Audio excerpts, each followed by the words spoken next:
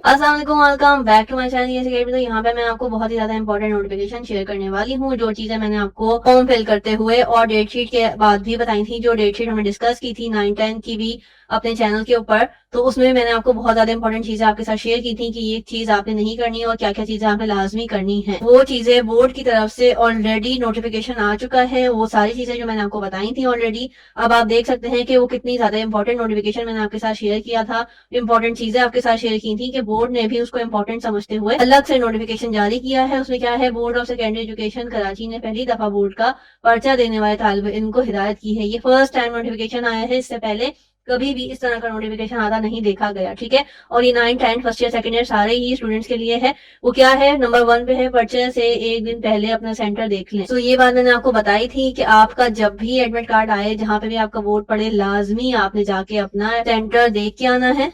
और ऐसा आपने क्यों करना है ये मैं आपको ऑलरेडी बता चुकी हूँ कि आपके एरिया से डिफरेंट एरिया में भी आपका सेंटर पड़ सकता है। ठीक है, और फिर आपको ना उसका एड्रेस पता होता है, ना आपको उसकी लोकेशन पता होती है, और ना ही आपको ये पता होता है कि गर्ल्स बॉयज कहाँ पे है, क्योंकि अक्सर बिल्डिंग्स अलग होती हैं। तो ये सारी चीजें आपने एक दिन पहले से देखनी है। ठीक है, सो आई होप कि आपको ये पॉइंट बहुत ज्यादा इंपॉर्टेंट जो मैंने आपको शेयर किया था वो आपके लिए हेल्पफुल रहा होगा। तो नंबर 1 पे मैंने आपको बता दिया, इसीलिए मैं कहती हूँ चैनल को सब्सक्राइब कर लें ताकि नोटिफिकेशन आपके पास मिल जाए, जब भी वीडियो आए फौरन आपको मिल जाए, क्योंकि ये इंपॉर्टेंट न्यूज होती है, इंपॉर्टेंट इन्फॉर्मेशन होती है जो कि आपको टाइम पे पहुंचना लाजमी होती है। ठीक है, मैं अपनी तरफ से पूरी कोशिश करती हूँ कि सारी इन्फॉर्मेशन आपको पहले से ही बता दूं जो इंपॉर्टेंट हो आपके लिए। पर्चे से 20 मिनट पहले कमरे इम्तिहान में बैठ जाए। जैसा कि मैंने आपको बताया था कि जिस दिन आपका पेपर हो, अगर आपका डिस्टेंस वहां आपके घर से सेंटर तक 20 मिनट्स है, तो आपने 1 घंटे पहले 40 मिनट्स पहले निकलना है, क्योंकि मैंने आपको बताया था कि चेकिंग में भी 10 to 15 मिनट्स लगते हैं। फिर आपको क्लास में जाने के लिए जब इजाजत मिलती है तो आपको क्लास ढूंढनी पड़ती है कि आपका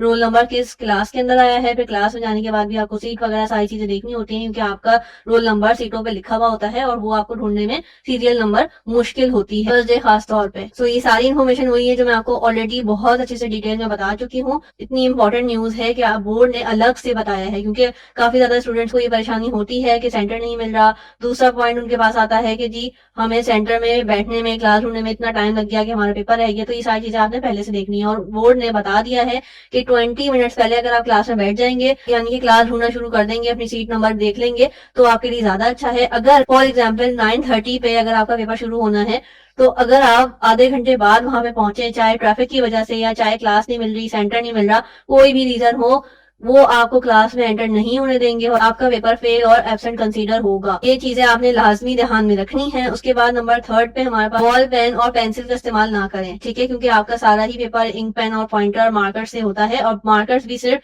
ब्लू और ब्लैक यूज होंगे। तीसरा मार्कर आपने कोई भी कलर का यूज नहीं करना है।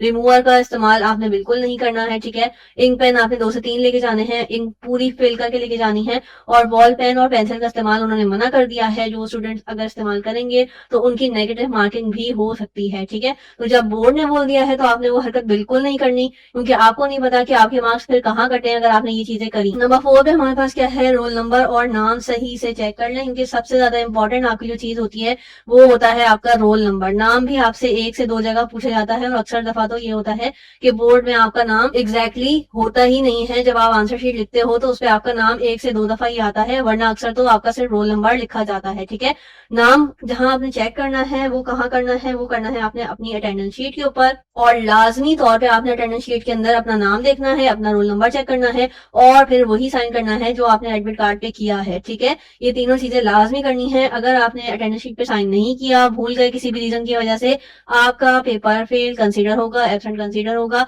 आपका पेपर काउंट नहीं होगा, आपको वो पेपर दोबारा देना पड़ेगा। इसलिए बेहतर है कि पहले से चीजें देख लें, समझ लें। मैं आपको बोर्ड की जो फर्स्ट कॉपी होती है, फर्स्ट पेज होता है, वो भी सॉल्व करना बता दूं। 9th क्लास के लिए सबसे ज्यादा इंपॉर्टेंट और मोस्ट डिफिकल्ट चीज यही होती है कि बोर्ड की कॉपी किस तरह से फिल करनी है। स्टूडेंट्स को नहीं आती सॉल्व करना, और वो बहुत ज्यादा डिफिकल्ट भी होती है। कौन सी इन्फॉर्मेशन कहाँ देनी है मैं आपको सिखा दूंगी, ताकि आप लोगों का भी सारी चीजों का आइडिया हो जाए। बहुत इंपॉर्टेंट वीडियो है, आपने जरूर देखनी है। मैं जल्दी अपनी चैनल पे अपलोड कर दूंगी उसको। उसके बाद बात करते हैं, टीचर जो शीट दे इसमें सिग्नेचर करना ना भूलें। ठीक है, यानी कि जब आप बी कॉपी लेते हैं, ए कॉपी भी लेते हैं, तो उसमें आपने लाजमी साइन करने होते हैं। ठीक है, और फिर बी कॉपी का जो सीरियल नंबर है वो भी आपने लिखवाना होता है। अगर बी कॉपी का सीरियल नंबर आपकी कॉपी के अंदर टीचर के पास नोट नहीं होगा कि ये सीरियल नंबर इस बच्चे के नाम पे, इस रोल नंबर के नाम पे गया है, तो वो भी आपका फेल कंसीडर होगा। आपने जितने भी सवाल बी कॉपी में किए होंगे और वहां पे आपने मेंशन नहीं किया होगा, तो वो आपके सारे क्रॉस हो जाएंगे और उसके मार्क्स आपके पेपर में इंक्लूड नहीं होंगे।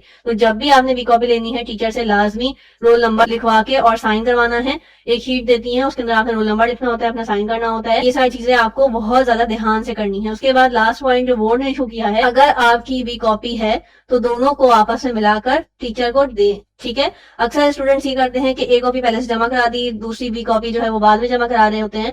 तो ये आपने हरकत नहीं करनी, आपने अपनी दोनों कॉपियों को स्टेपलर करवाना है। इवन अक्सर स्टूडेंट्स तो सी कॉपी भी लेते हैं, यानी कि तीसरी कॉपी भी ले लेते हैं एक्स्ट्रा शीट के लिए।